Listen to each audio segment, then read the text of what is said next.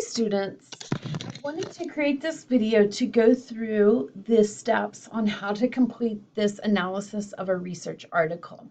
This assignment meets SLO number 4, and the reason I'm having you do this article is to familiarize yourself with peer-reviewed articles and understand that the formatting of a peer-reviewed article is pretty much the same in every article, so that you know which parts of information you would be able to find in the different sections of a peer-reviewed article.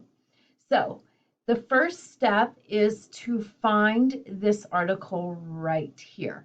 You are all going to be finding the exact same article. I'm not asking you to find your own article. I want everyone to find this article right here. So what I would do is highlight the title. Subliminal perception of others' physical pain induces personal distress rather than apathic concern, and then copy it.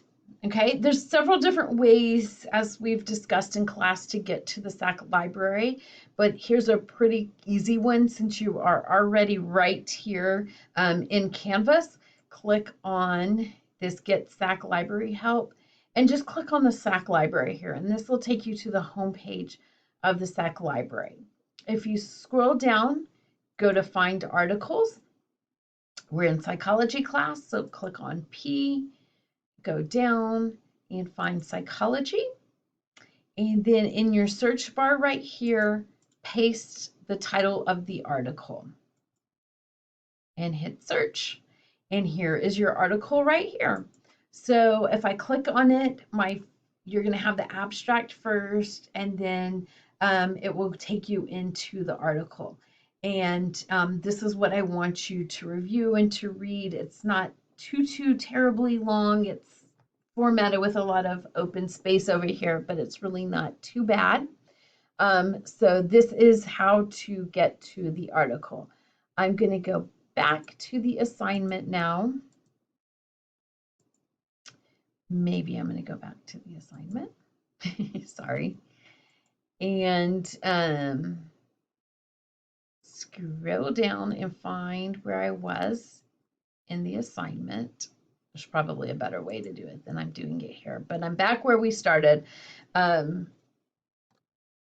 this step right here.